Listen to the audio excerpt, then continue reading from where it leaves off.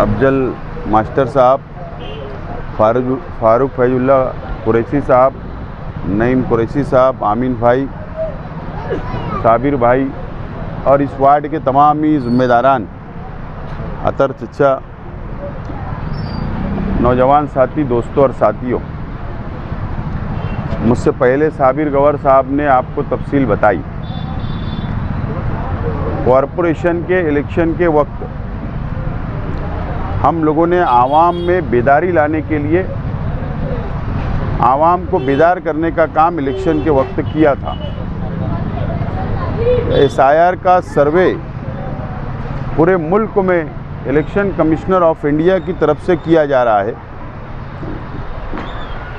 बिहार के अंदर सबसे पहले हुआ और 11 रियासतों में मुकम्मल हो चुका है और 1 अप्रैल से महाराष्ट्र में और 10 रियासतों में SIR का सर्वे शुरू किया जा रहा है।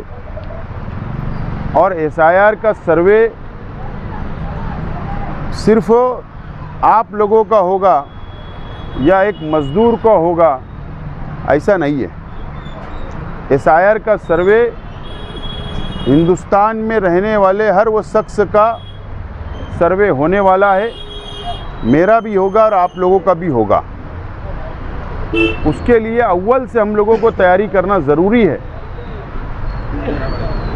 और ख़ास तौर पर ऐसे शहरों में जहाँ पर मुसलमानों की अक्सरियत है, बड़ी तादाद के अंदर मुसलमान रहते हैं। इलेक्शन कमिश्नर ऑफ इंडिया जो SIR का सर्वे करवा रहा है वो हुकूमत की निगरानी में करवा रहा है और हुकूमत के ऑफिसरान उसका सर्वे करने वाले हैं, गवर्नमेंट के कर्मचारी उसका सर्वे करने वाले हैं। तो हुकूमत की नीयत पहले से ख़राब है। उनकी कोशिश ये है कि इस मुल्क में मुसलमानों का सर्वे के अंदर नाम काट दिया जाए, लाखों नहीं बल्कि करोड़ों नाम काट दिए जाए। ये उनकी साजिश हो सकती है। इसके लिए हम लोगों को बेदार रहने की ज़रूरत है और कॉरपोरेशन के इलेक्शन के वक्त हमने बेदार किया था आवाम को और वादा किया था कि हम लोग SIR का जब सर्वे होगा तो आवाम की हम लोग मदद करेंगे। और 2 रोज़ पहले निहाल नगर में हम लोगों ने हेल्पलाइन सेंटर का पहला ऑफिस का इब्तिदा किया और आज यहाँ पर फारूक फैजुल्ला कुरैशी साहब की ऑफिस पर वार्ड नंबर 5 में दूसरा SIR हेल्पलाइन सेंटर का आज उद्घाटन होगा। 2002 की यादी, अव्वल तौर पर हम लोग ये कोशिश कर रहे हैं कि अभी सरकार ने अपनी guideline, election commissioner of India ने अपनी गाइडलाइन डिक्लेयर नहीं किया कानूनी तौर पर। नेट के ऊपर, साइट के ऊपर, अखबारात के अंदर कौन कौन से पेपर लगने वाले इसकी खबरें आ रही है। लेकिन बिहार के अंदर जो हुआ वो दूसरी रियासतों के अंदर पेपर जो लगने वाले हैं वो तब्दील किए गए। और जब तक महाराष्ट्र में डिक्लेयर नहीं हो जाता कि कौन कौन से पेपर लगने वाले हैं, वो जब डिक्लेयर होगा। लेकिन हम लोगों को सबसे पहला सबूत जो देना है और जो बहुत मुश्किल है ढूंढना हम लोगों को, वो है 2002 की वोटर लिस्टों की यादी। उस वक्त का असेंबली हल्का 73 था, आज का असेंबली हल्का 114 है। तो 2002 की वोटर लिस्टों की यादी में नाम रहना हमारा अपना ज़रूरी है। आज कई लोगों के पास वो वोटर लिस्ट नहीं है। अगर आप नेट पर जा रहे हो, ढूंढने की कोशिश कर रहे हो, तो बहुत मुश्किल से 2 घंटा 5 घंटे के अंदर वो एक आध नाम मिल रहा है, क्योंकि इपिक नंबर चेंज हो गए, अनुक्रम नंबर चेंज हो गए हैं, एड्रेस चेंज हो गए हैं। इसके लिए जो अभी ये कंप्यूटर आप लोगों के सामने लैपटॉप है, जो हम लोग यहाँ पर 2002 की यादी आपकी यहाँ पर प्रिंट निकाल कर ढूंढ कर हम लोग आपको देंगे, ताकि आप लोग वो ले जाकर अपने घर में हिफाजत से उसको रख ले। और ये नेट के ऊपर तो पूरे देश की यादी होती है, लेकिन मालेगांव असम्बली हल्का 73 उस वक्त का 2002 का वो यादी का सॉफ्टवेयर हम लोगों ने बनाया है, स्पेशल पार्टी ने स्पेशल बनाई है। 2002 के यादी का सॉफ्टवेयर हमने तैयार किया है। यहाँ पर ज़्यादा से ज़्यादा 10-15 मिनटों में आप लोगों के नाम मिल जाएंगे और वो सरनेम से भी सर्च किया जा सकता है। आपके शनाख्ती कार्ड उस वक्त के है उसके ऊपर भी सर्च किया जा सकता है। आपके घर नंबर के हिसाब से भी सर्च किया जा सकता है। अलग अलग टाइप से हम लोगों ने वो सर्वे सॉफ्टवेयर तैयार किया है और वो स्पेशल है। मैं दावे से बोलता हूँ कि हमारे अलावा, हमारी पार्टी, हमारे जिम्मेदार, हमारे कारपोरेटर के अलावा ऐसा सॉफ्टवेयर मालेगांव में किसी भी दूसरी सियासी पार्टियों के पास नहीं है, ना कोई तंजीमों के पास है। इसके लिए मैं शहर की आवाम से, इस वार्ड की आवाम से अपील करता हूं कि जो हमारी पार्टी की तरफ से SIR हेल्प सेंटर शुरू किया जा रहा है, आप लोग उस सेंटर पे जाकर वक्त निकाल कर, कोई घाई नहीं है, कोई घबराने की ज़रूरत नहीं है, वक्त निकाल कर आप लोग यहाँ पर आकर अपना 2002 की यादी में से नाम लेकर अपने घर पर हिफाजत से रखें। और जिस वक्त डिक्लेयर होगा कि ये पेपर लगने वाले, उस वक्त तो वापस हम लोग बड़े बड़े काउंटर लगाकर शहर की आवाम की हम लोग मुकम्मल मदद करने वाले हैं। शहर की आवाम इत्मीनान रखे, एकदम इत्मीनान रखना है, कोई घबराने की ज़रूरत नहीं। हम लोग, हमारे अपने वर्कर, हमारे अपने कॉरपोरेटर, हमारे अपने ज़िम्मेदार की निगरानी में हम शहर का सर्वे मुकम्मल कराने की हम लोग कोशिश करेंगे।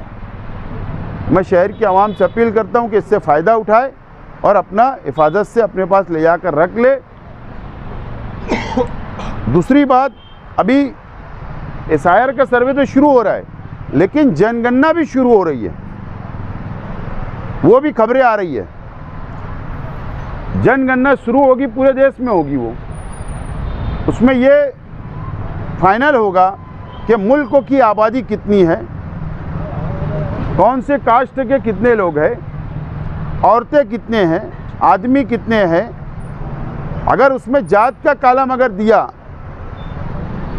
जब ये जनगणना का सर्वे होगा तो अगर जात का कॉलम अगर उन्होंने दिया तो ये भी साबित हो जाएगा इस मुल्क के अंदर कौन सी जात के, कौन से धर्म के लोग कितने हैं। उसके ऊपर भी हम लोगों को थोड़ा संजीदा होकर, बेदार रहकर, वो भी जनगणना का जब सर्वे होगा तो हमारा दर्ज करवाना उसमें भी ज़रूरी होगा।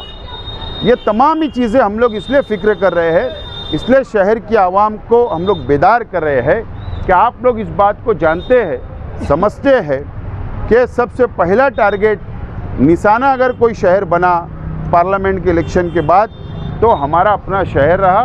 और आपने देखा है कि जन्म दाखिले के नाम पर हमारे कई लोग आज भी जेल के अंदर, 1 साल मुकम्मल हो चुका, परसों के दिन उसकी तारीख है, दुआ करो। हम लोगों ने मुंबई हाई कोर्ट में ज़मानत की अर्ज़ी दाखिल की है, माइनॉरिटी डिफेंस कमेटी ने, हमने बड़े वकील लगाए हैं ताकि उनकी ज़मानत हो जावे, वो घर आ जावे। और कई लोगों के ऊपर केसेस हो गई, कई लोग के जन्म दाखिले रद्द कर दिए गए। वो लड़ाई भी हम लोग लड़ रहे हैं, इसलिए हमको बेदार रहने की ज़रूरत है।